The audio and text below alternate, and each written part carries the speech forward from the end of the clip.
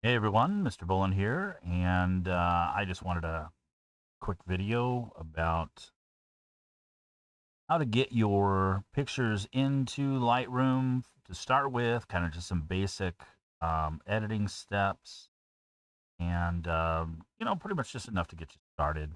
Um, so when you open up your Lightroom and open up the one that it just has LR. I don't know if you can see down here by my bottom of my screen. It just says LR.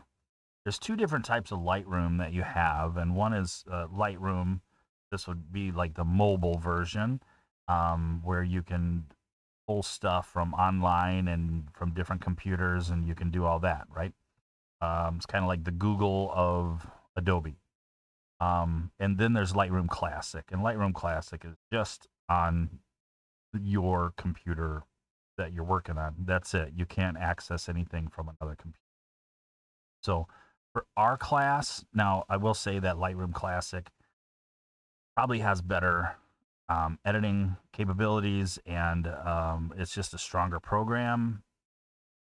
But for us, it's a little bit limiting. Okay, so we're just going to go with the one that says LR, LR.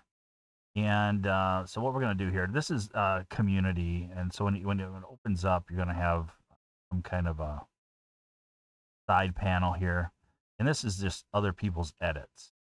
Okay. And so I'm gonna add a photo. So I'm gonna click here where it says add photos. And for me, I'm gonna go to my pictures folder and Lightroom. That's where I hid a couple of these. I'm gonna put this guy in, and I'm gonna put this guy in. And it says review for import. Now I could choose and do the whole folder right here. Right, I can choose every single picture and import them. But maybe I don't want to. Maybe I don't want every single one of them. Maybe on the hard drive or the flash drive of your camera that maybe your parents had used the camera, and there's stuff from your great aunt Tessie or something from way back. So you might not want it. But so you click on the pictures that you want, and then you review for import.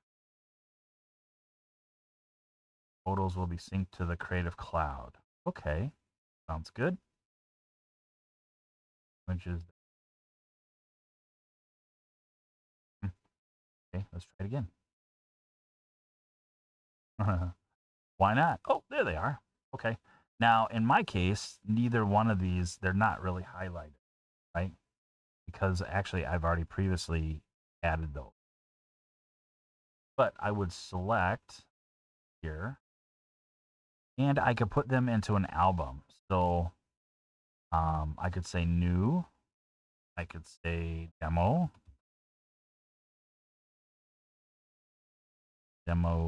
images. Why not? Okay. Put that in like that. And then you would add the items, and it would go in, and you would have that. So I'm going to go back. Nope, that's not what I need. Seconds here.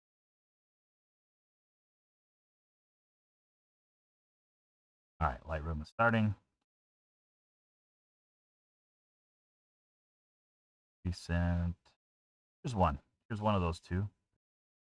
Okay, so this was a trip that we took up to Madison, and this is a bridge, right? And you can't see anybody's faces.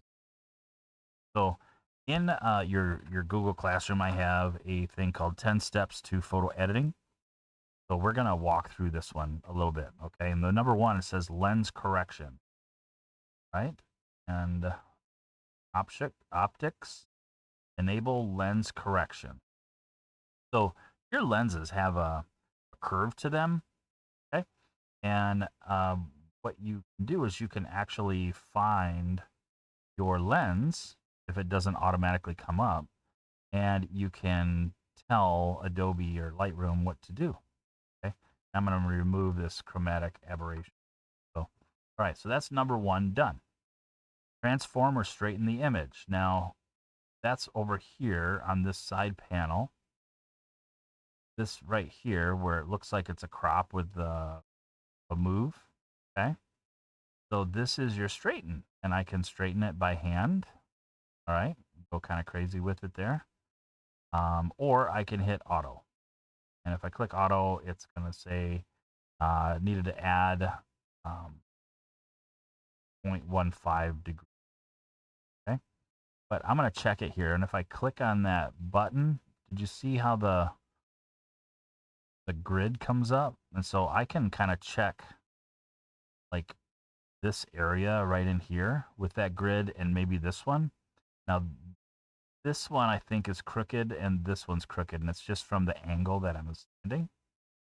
So those aren't going to help me. I could put that tall one there on the right hand side on the vertical line, and then everything else looks crooked. So that one's just part of the perspective off.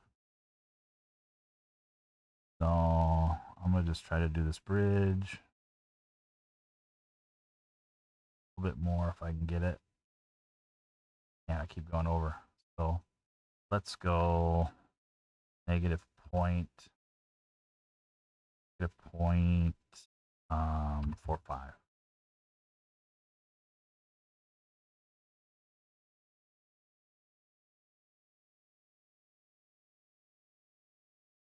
That's not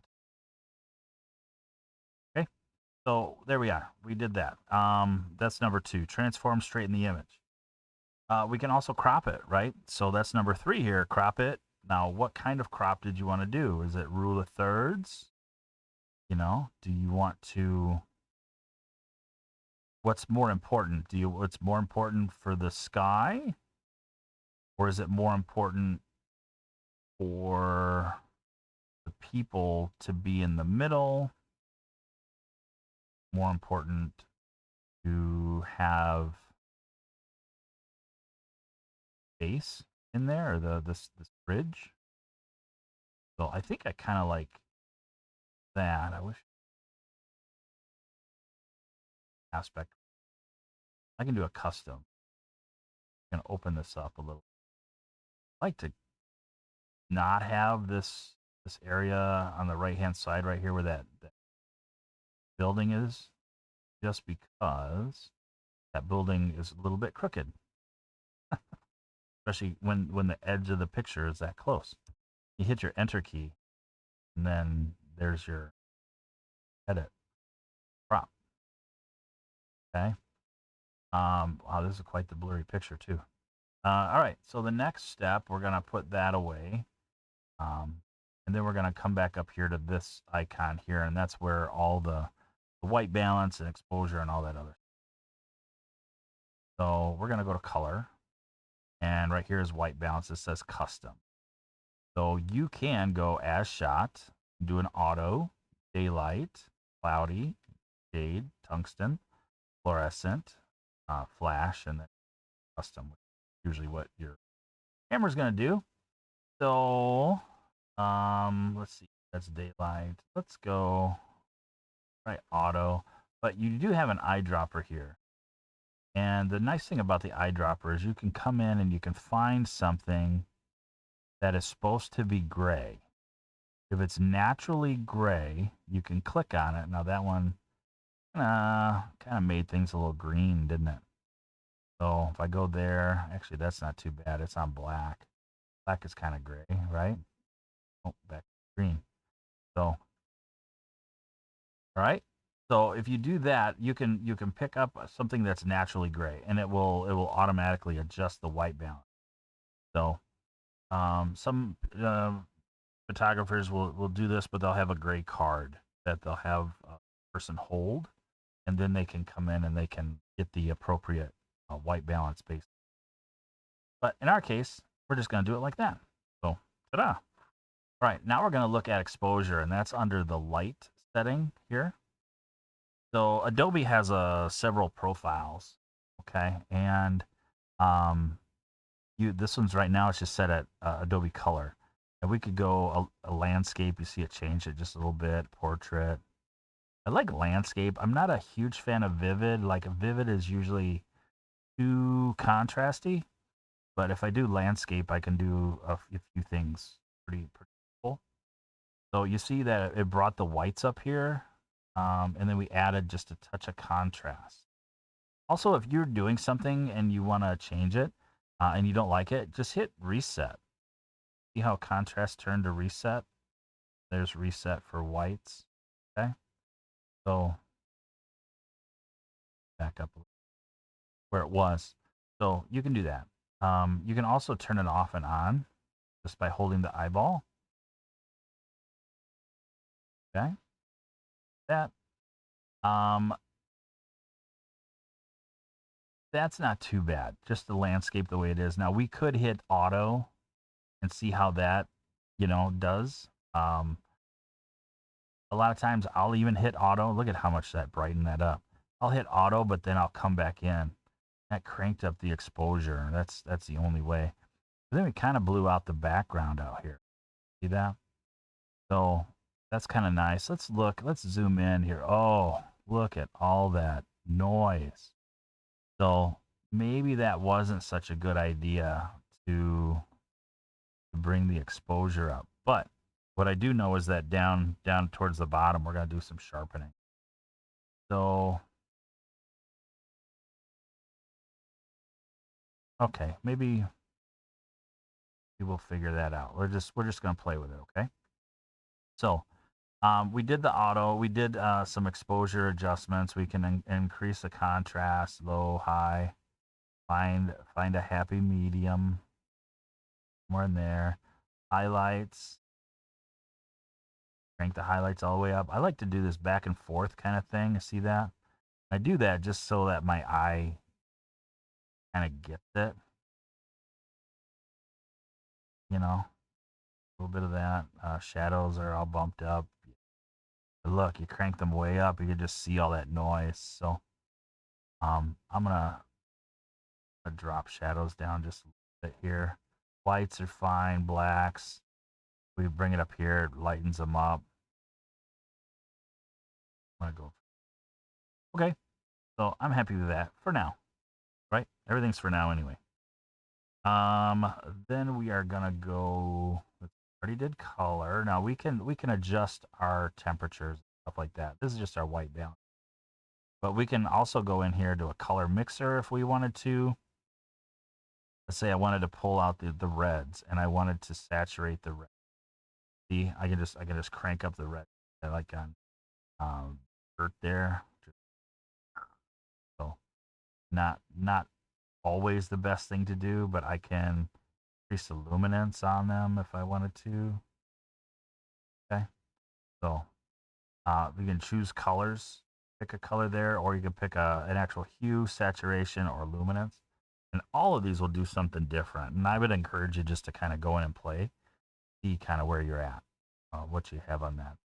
Point color, select a color in the photo. Let's see here. Let me pull out a color. Like all the same. So let me select. Let me do this. This green looks like Subway. So now it's going to find it, and it'll give me the opportunity to change the color. Heck, let me change back to this, and I'm gonna just to demonstrate. I'm gonna do this area down in here. Okay, so there's the brown. I can do a hue shift. Ugh.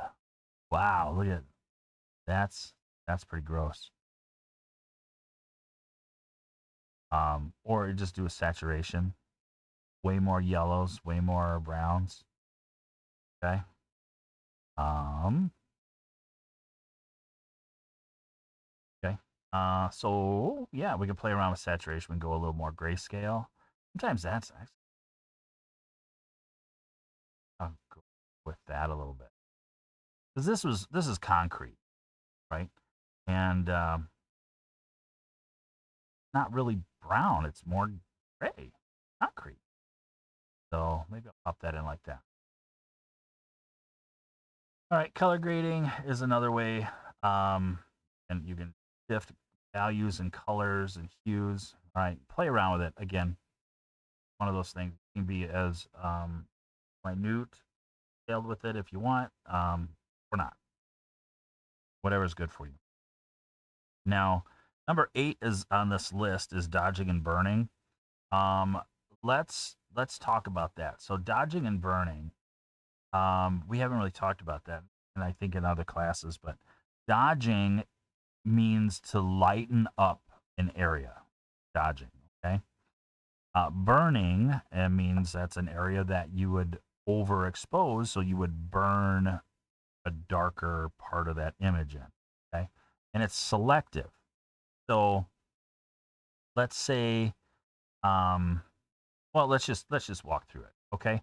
That's going to be found over here at this one here. It's under masking, okay? So I can do something like, my own, thank you, tater tater. So right now it's going to do some AI stuff. It's going to detect people, landscape. So that's funny. Like it's didn't do a very good job of detecting these, did they? All this area down in here, but it did get 2 people for some. Not very good. Usually it does a whole lot better than that. Um, but I'm just gonna show. So we can do a radial gradient. We're gonna put a mask on. Um, and we're gonna do that. So what I'm gonna do is I'm gonna drag here, then drop it. First time you do this, all these pop up. So this area right here that you see, um, this is an area that I can control now. Okay. And so there's my mask. And if I go over here to light, I can increase the exposure or decrease the exposure, but it's only in that space that I just made that circle, right? So essentially, that's dodging, that's burning, okay? Or a variation of using the contrast and highlights. Now, one thing I can do is this, where you go to the mask and then you click on this button, the 3 dots, and intersect the mask with people, okay? Or with the sky, right? And or background, right? So I'm gonna select the sky just for fun. Let's see what it does. So now it's kind of got I don't know if that's Michael or Ben, I don't remember, but it's got his beanie right there. But I'm pretty much the sky, so I could take and drop my highlights down in the sky, drop my whites way down a little bit, not so much. Shadows, no, because it's really got a really bad like mask. Usually this thing is spot on. I'm not gonna lie. This thing is usually spot on, but not so much. Okay, so now I just increased just a little bit of the dark area behind, right? Which makes these individuals pop out. They're not getting blown out so much. Okay. I can add another mask and I can add a linear gradient from down here, and I can do virtually the same thing. Okay, so that can drop the exposure down. So now, and I'm not going like crazy like that. I'm just going a little bit. And then what that's doing, that naturally forces your eye up here to this line. Okay, so that's not bad. We can do that. Um, some of the other effects is if you wanted all of it, this um,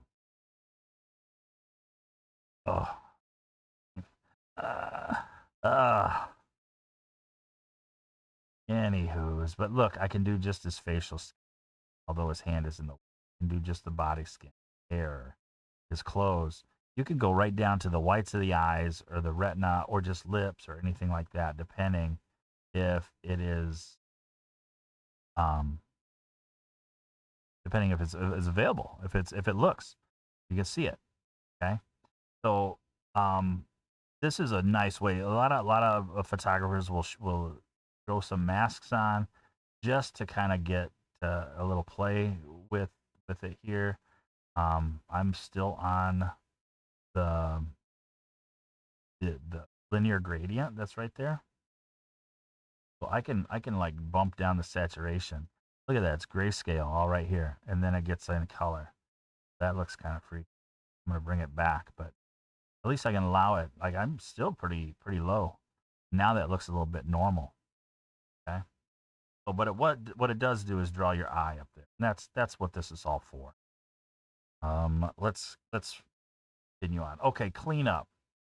So the next one right here is right now. Thank you. Got it. Got it. All right. So this is the remove tool, and so if I had some little bits somewhere up in here or down here of anything that I wanted to get rid of, let's say just for fun, this watermark right there. Okay. So I'm gonna go over here, use generative AI. Yeah, detect objects. Okay, I'll do that. I'm gonna, yeah, there's my brush size. So I'm just going to kind of, oops, that did. Okay, so now when I do that, I'm going to remove. Boom. Now it's going to use AI. A lot of times when it does this, it does it pretty well, but you do get three. See right here, one third variation. So that's one variation. I can click on it again or change it to something else. That's kind of nice. I kind of like that one. That's two. Let's go number three. Yeah, not number three. Number two for sure. Okay. So now I have this AI generated area. Now, one of the things to think about with AI is when you do AI, it's always just a little bit blurry, okay, in that area. Um, so just so that you're aware of that. Not that this one doesn't have enough problems of its own, but sheesh. So, anywho, that would be like if in any like needed other stuff cleaned up like that, we're gonna clean that up. Move. We'll just remove this. Boom. Any power lines or extra cars or people, something like that, you can totally do that. Here's the healing tool. When you do a healing tool, you do have to use the Alt key, and it's gonna pick something, an area, and then you can move that area that you picked over. Okay, that's kind of how that works. Um, and then you can clone stamp. Okay, I'm gonna go back to this one and see if I can do detail. So this is, remember I said like, oh man, look at all that speckle, right? That's all that noise. So this is an AI version of denoise. Okay. Um, so I'm gonna click on denoise. Not that's usually what you do last. So I'm gonna end up like clicking out of this and going to the next one. Hold on just a second, okay? I'll come back to it, I promise. So under effects here, though, I'm gonna do that. This is a one that I don't know if you guys were actually paying attention to the video that I did the other day, where the kid was like, "Oh my God, I use clarity so much," and that's it right here, clarity. And a lot of people just crank it up, clarity, like and they love it because look at what it's done. It's like total high contrast, and people just dig it. The problem is it's not real. It's not reality. So I wouldn't go any more than 20 on any picture unless you are just like you've set out to push the bounds. Okay. Dehaze is the same way. Look, it kind of there's its hazy, there's its dehazy. And so I would just do a few. Like there's that six. That's about as all I can do. Vignette, that's either a dark circle around or a white circle. So here's the dark circle. Sometimes that's nice. It's a little excessive there. There we go. Or maybe it's a white circle. It just depends on your picture how that goes. But I will tell you this, you know, like a little bit of anything goes a very long way. Okay. So um that's the effect. And if like maybe texture, bump the texture up, see how the texture in here just kind of went nuts. We're gonna bump it down and get a little more soft. But I wouldn't do too much with it. Maybe on some things, not on everything. Okay, now I'm gonna finish up with the denoise, and there's my view. Now that's at 50%. This is what it would be, and that's what it is enhanced. That's at 50%. I think that's okay. Again, I wouldn't go nuts. What it's doing is it's literally like, I don't know. Think of it as like oil pastel, where it starts to like mirror mirror between the colors. Okay, so everything starts kind of takes on this kind of weird chalky look to it. A little bit of noise is okay. That's not too bad. So I'm gonna click. Oh, it's gonna take 20 seconds to enhance. We'll see how that goes. In the meantime, while that's doing its thing, and you know that it's doing it right here, you can see it. I'm just gonna talk about a couple other things. So ultimately, this picture's done. Um, you know, other than I wouldn't print this. This is, look at it, Mr. Potassi's all blurry, and you know, right here in the middle is okay, but as soon as you get over here, it's all blurry. So, um, I don't know. It's not such a great picture, but it's kind of fun. But it gave us a lot of um, ability to go through the stuff we have over here. We do have the ability to that this one right here to do presets.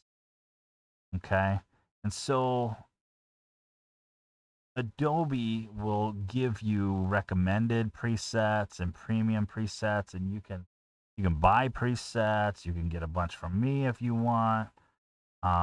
Different websites make them. And basically, a preset is something that somebody else has already put together, and it just like you click a button and it does all the work. Blah, like all the settings. Okay, I'm not sure why this thing is taking so long. Generating enhanced DNG. Oh, not responding. You know, I've been having this issue. My computer.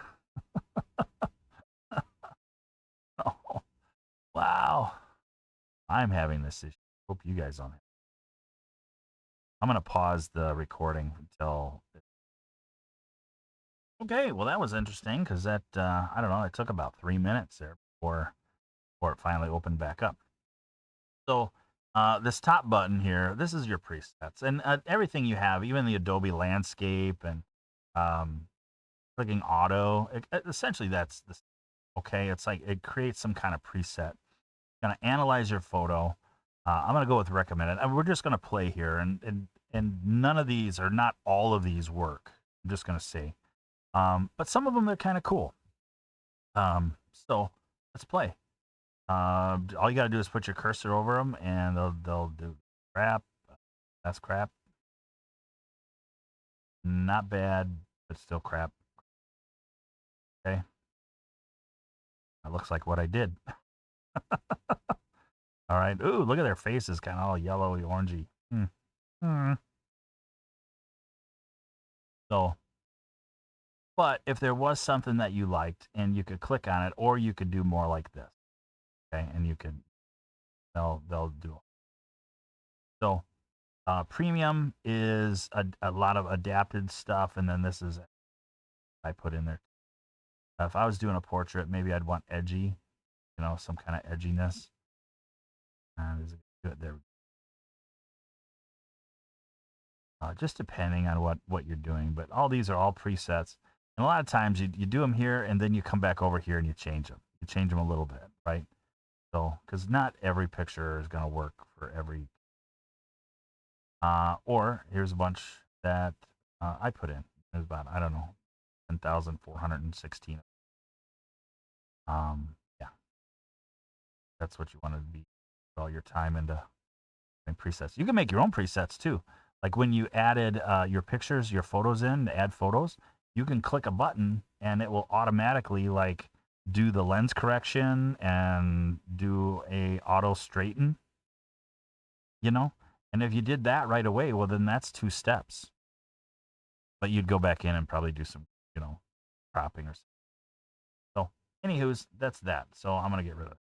All right, so there's that. If you wanted to save it, it's saved. It's already here. It automatically saves and sync area to the cloud.